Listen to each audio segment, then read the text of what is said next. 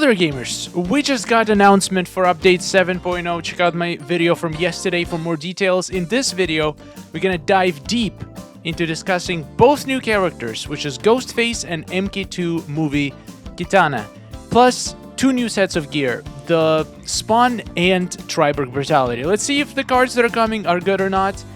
Let's start with MK2 Movie Kitana. The way she looks, honestly, it does not look different from any other Kitana. When I first saw gameplay, I thought they were just showing her, maybe she got a synergy with somebody. To be honest, Kitana is very difficult to make look different. There is a few Kitanas that are different, like Dark Empress Kitana or the Day of the Dead Kitana. Those are completely different skins. This one just looks just like the other, just like the gold one we recently got. So I'm not super excited for the way she looks. I hope she has some cool moves. And let's take a look at her passive. So her special 1 applies Uplift. Her special 2 applies Edenian Twist, which is Fracture. So we have Stun on special 1, Fracture, and X-Ray does Power Generation. So special 1 with the Stun. I think it's the first Kitana that does that. Usually she has Power Drain. Let's read her passive. Furious Princess. Well, how furious? Let's find out. Power Drain cooldown 12. Teammates power gain 35. Okay, so Kitana drains 1 bar of power from her active opponent every 12 seconds. Oh my god, just like that?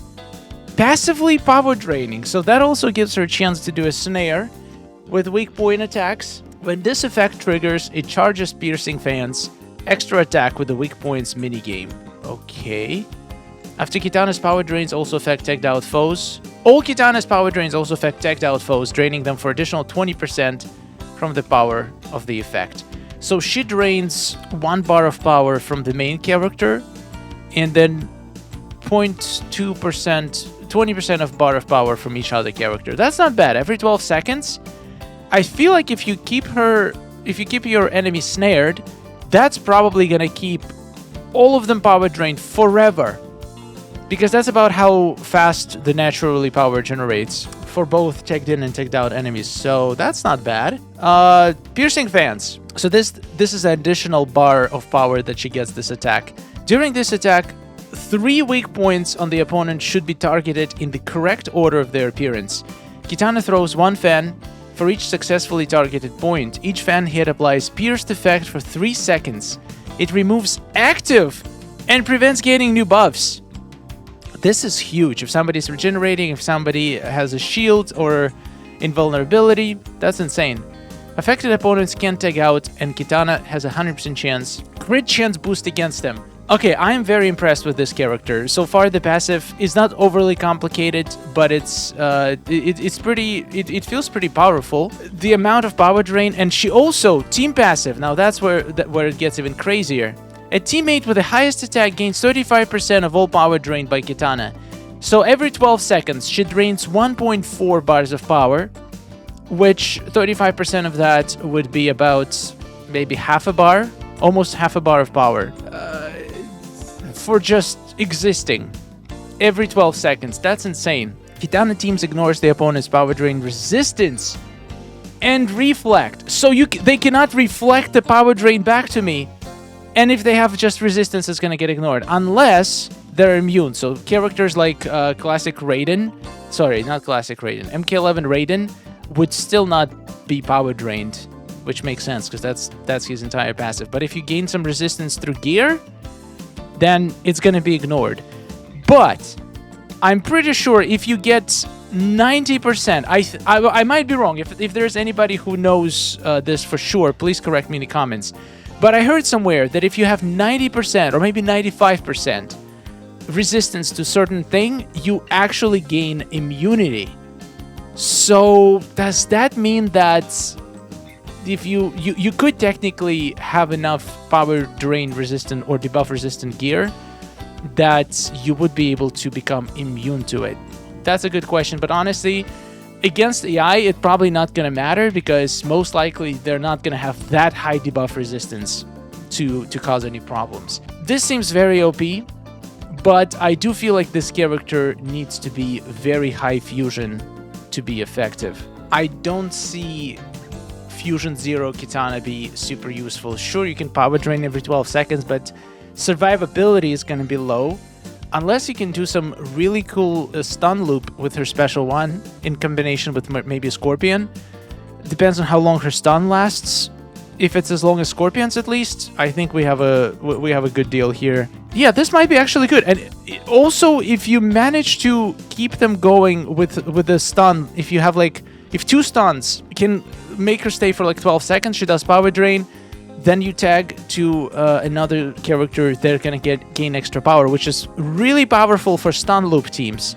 So one potential use I can see for MK2 Movie Kitana is being a very, very good character to have in your stun loop teams. But yeah, we'll see.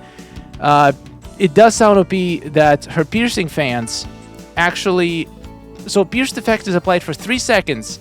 So if you apply all 3 of them, and that means you're gonna get 9 seconds of this effect, which is not a lot. So it's 9-second snare, extra damage.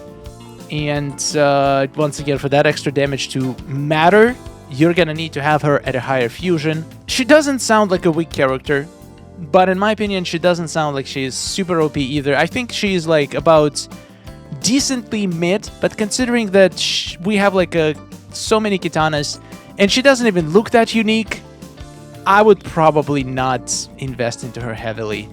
It just feels like the gameplay is not gonna feel that different. Now, baby Ghostface, look at that. So this is going to be interesting. Completely new character, which means we're going to get him with a set of support cards, with a set of new gear. It's going to be great.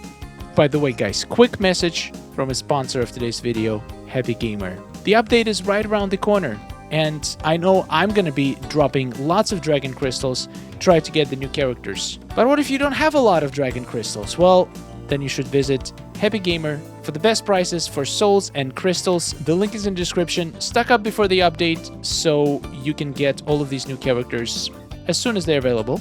They have really good deals and great customer support. Check it out, link in the description. Back to the Ghostface. We got a Weekend on Special 1, Shield Break on Special 2, and Team Bane. What on earth is Bane? Is that a new debuff? No, I don't think it's new, but it's relatively new, but he's not the first one to have it. I forgot what it does, but it's probably not super important. Let's read his passive. Double Trouble. Attacks to get Billy's Ghost Spirit 2. Attacks to remove Stu's Goat Spirit 2. Okay, so we'll see. Billy gains Ghost Spirit on every 2 basic attacks. That's insane. That's basically every second. Giving him 5% damage boost for every stack. Maximum 5 stacks. So you can get him 25% damage boost like that. Billy can switch with Stu. So I'm guessing that's going to be another, like a 4th bar of power that can act as a switch. Stu uses shield upon switching and removes Ghost Spirit every 2 basic attacks. Each removed stack heals him for 7% of max health and gives a 5% power generation boost. This is insane. This is incredible. That sounds really good. So you have 2 characters that you can choose between. One is just for attacking and doing damage and accumulating these stacks, and the other one for using those stacks to heal and increase power. So you do that, and then you tag back to Billy, and you get some kind of attack boost, and you get more power, and you can just deal damage, and then once you need to be defensive, you like, this is crazy. This is defensive and offensive characters 2 in 1. That's usually what MK Mobile characters lack. Some characters are super good for damage, but they die way too fast because they don't have any defensive abilities. You need to make sure that the rest of their team can support it. But in this case, you have one character supporting himself, and you get to choose if you want to be aggressive or you get to be defensive. This sounds incredible. Also, shield upon switching. I'm gonna guess that the gain shield when you switch to Stu, that will increase, like being able to just gain shield. That sounds way too OP. And 7% of the health per stack, so you can heal up to 35% per switch. It's pretty safe to assume you're probably gonna have 5 stacks every time you switch, because it only takes 10 basic hits, which is nothing. The cooldown on the switch is probably gonna be longer than it takes to do 10 basic attacks. So every time you switch, you're gonna get 5 stacks, and then you get 5 stacks drained, so you're gonna heal 35% and get 35% healing, power generation boost. That sounds incredible. So Billy, if he has 5 ghost spirits, he becomes manic for 13 seconds. So Man With No Game, by the way, huge shout out for him for sending me these images in high quality so I can zoom in and read through them. Man With No Game made an analogy that this character feels like Spec Up Scorpion and Lizard Baraka combined. So I definitely see the Lizard Baraka here because of becoming manic. On Special 2, as he sees an imposter running out and kills him in rage, while manic... Wait, what? Oh, on Special 2. So if you do Special 2 with 5 ghost spirits, you'll become manic. He will see an imposter running out and kill him in rage, while manic Billy does react to opponents' basic combo attacks. Doesn't react, so literally Lizard, he becomes Lizard Baraka.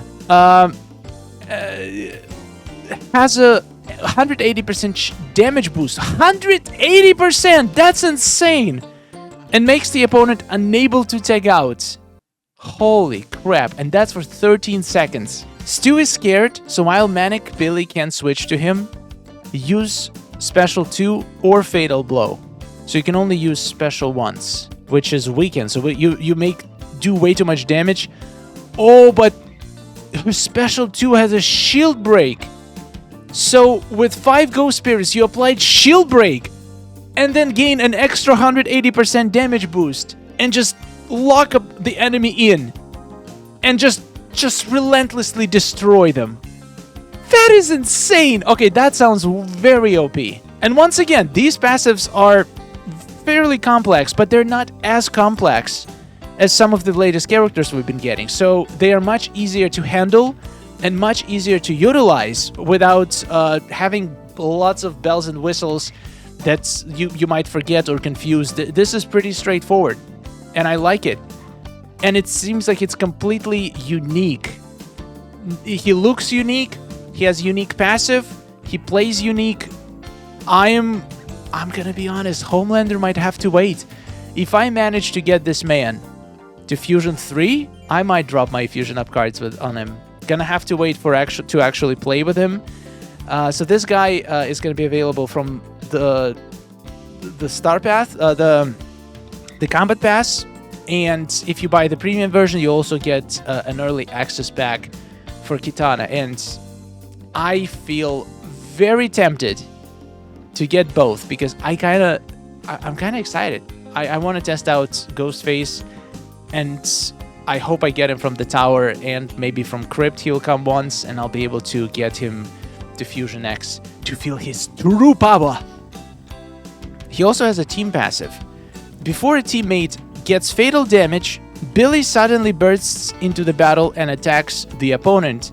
Maximum 1 time per match, and 1 more per each nightmare in the team. So he's a nightmare team character, which means you will have to choose if you're gonna play nightmare team, and this is not really a choice. Leatherface has to go, right? Leatherface, just the weakest, in my opinion, of that entire team. And Freddy cannot go. Freddy has to stay. So it's between Jason and Leatherface. And Jason and Leatherface, they need each other. The only thing they have going for them is their synergy. So without Relentless Jason, you don't even get a stun in your team. So Leatherface is going to be useless. So might as well get rid of Leatherface, put this guy in. It seems like it's going to be epic. And you'll get 3 life saves per match. That is crazy. Your Jason is going to become unkillable. He will evade special attacks, and then he gets saved by this guy. Seriously, I haven't been excited this much since Homelander, which, to be fair, we just got last update, but I love how they are coming up with unique characters and give them unique passives and make them fun to play. Well done, NetherRealm, for this one. I'm looking forward to play with the Ghostface. Alright, let's take a look at the gear. We got Triborg Brutality gear. Let's take a look if it's worth it. We got an epic piece, which is called Neural Link Augmentation. So when maxed out, you get 50% critical hit chance boost. That's not bad. 30% chance to reflect any debuff back to the opponent. Team debuffs are not affected. So 30% chance to reflect debuffs. Is that a weapon? No, this is accessory. Triborg. So this one is not for any specific Triborg. Any Triborg can use it. Slightly disappointing because, come on, it's 2025. Who uses Triborgs anymore? Now that they can be ascended, at least it's going to be a little bit useful. But using these pieces that on gold character just feels wasteful. It's kind of sad. I hope we get a diamond Triborg at some point.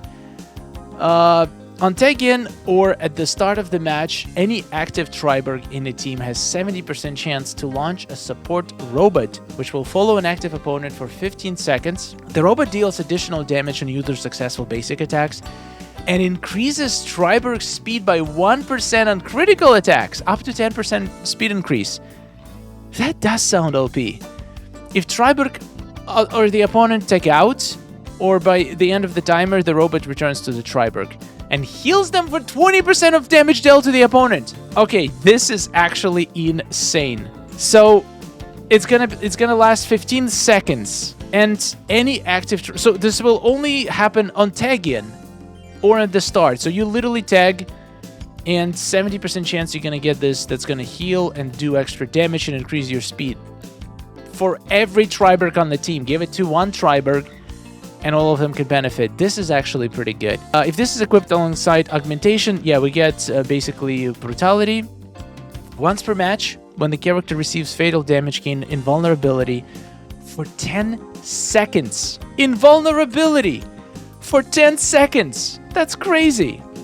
So that basically saves your life. Apply curse to the opponent and not react to opponent's basic combo attacks. This effect is immune to despair. Wow, so basically guaranteed life save. Okay, this looks interesting. If looking at it as used not at a Triborg character, at any character, it could be useful just for debuff reflection and extra life, if you manage to max it out. So far, I don't know how we're gonna get... Oh, it says Crypt equipment, so from Crypt. Drops from Crypt, and probably gonna be in Crypt store. I would say it's worth grinding for. It seems like a decent piece of gear. Accessory with critical hit chance boost. If you ever need to make a super high critical hit chance team, this is the piece you want to have in your team. And the rare piece, 45% attacks unblockable chance. Honestly, always nice to have another block breaker piece. Chance to apply one of the following negative effects on combo enders for 10 seconds. Blind, cripple, slow, and shield break. Kind of sounds like classic Jax a little bit. Okay, so it's not even guaranteed. You have 35% chance. Slow, blind, kind of useless effects in my opinion. It's just so random that you cannot possibly rely on them. Sometimes it will help, sometimes you will still get wrecked. Cripple and shield break though are pretty good. So we get brutality. Special attacks additionally deal 30% of damage to all opponents that have any negative effects on them. I would say it's not bad, but as far as rare pieces go, I don't think it's good. I think it's about in the middle, but there are so many better rare weapons, even basic rare cards, that in my opinion are better than this. So I don't think this is useful. And here we got Spawn Brutality. Also Crypt equipment. Whew, we get two crypt sets. That's gonna be hard to max out. 40% all special attacks unblockable chance. Once again, you know my stance on unblockable special attacks. It's just weak. It doesn't really matter. It doesn't do nothing. If you play your cards right, you're never gonna do your special attacks when you're blocked. Apply Fracture for 20 seconds on every other special attack while the user is active. On every other special attack? What is Fracture? I keep forgetting. It's a powerful debuff that causes damage over time that is calculated based on the target's health. Okay, so Bane, that's for the earlier. So the Ghostface can do Team Bane on Special 3. Characters affected receive damage over time. Damage dealt by Bane depends on the user's health. Torment is not a dot effect. Wait, so Bane is like a dot that can be applied to bosses essentially because it's not a dot? That's a good question. I haven't tested it. If you guys know, please let me know. And now I wanted to look up Fracture. Fracture, I feel like it has to do something with Special 1, no? Fracture is a torment effect. Characters afflicted receive damage over time. Damage dealt by Fracture depends on the user's attack. Torment is not a dot effect. Aha. So basically, user's attack and the Bane is user's health. So these are like dots, but they're not based on enemy's health. They're based on the persons who applies them stats. I did not know that. How didn't I know that? So Bane scales of your health and Fracture scales of your attack. So certain percentage of your own attack is applied as a dot. So that sounds like it's going to be absolute hell for bosses because their attacks and health are a lot. Oh my.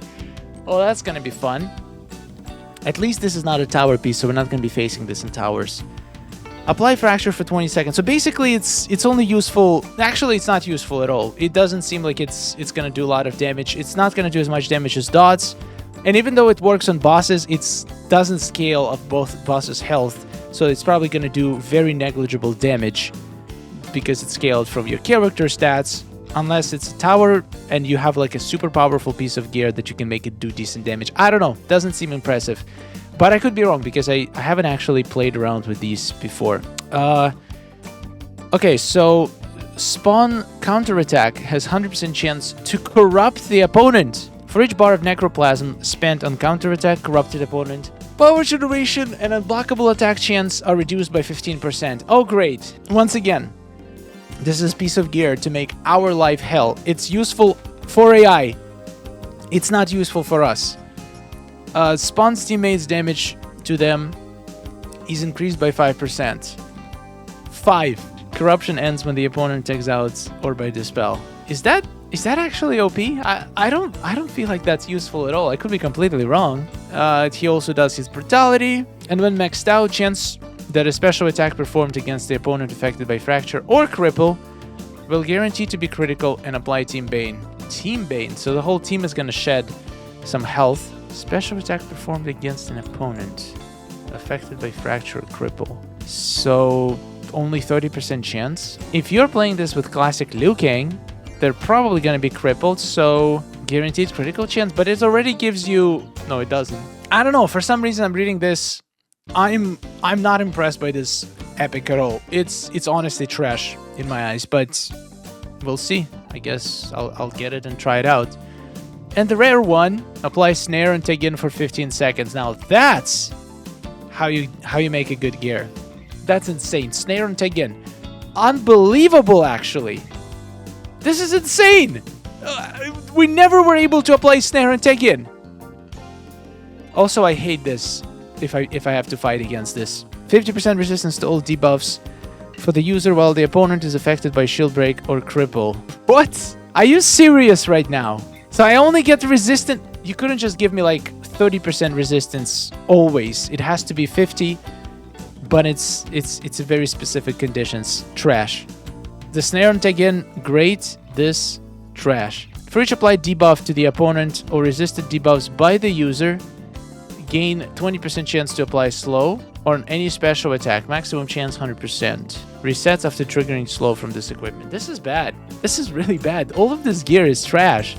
Like, this has one useful ability, one really good ability that actually might give it some uses in certain scenarios when I need to have Snare, because it's guaranteed Snare for probably 5 to 15 seconds based on the fusion. On a rare, that's not bad, so I would say good, but the rest is garbage. This is fully garbage. Then the previous one was... I don't think the epic is too bad, but it's pretty much only good on Triborg. If you have anybody played Triborg team, it makes it really good. The rare is decent just because of the basic attacks and blockable, but once again, there's so many better rares that have the same basic attack and blockable. I don't know, new gear, not impressed. New characters, impressed with the Ghostface. Looking forward to playing with him. Let me know in the comments what do you think, and I'll see you the update at Wednesday. Thank you for watching, a wonderful day, and goodbye.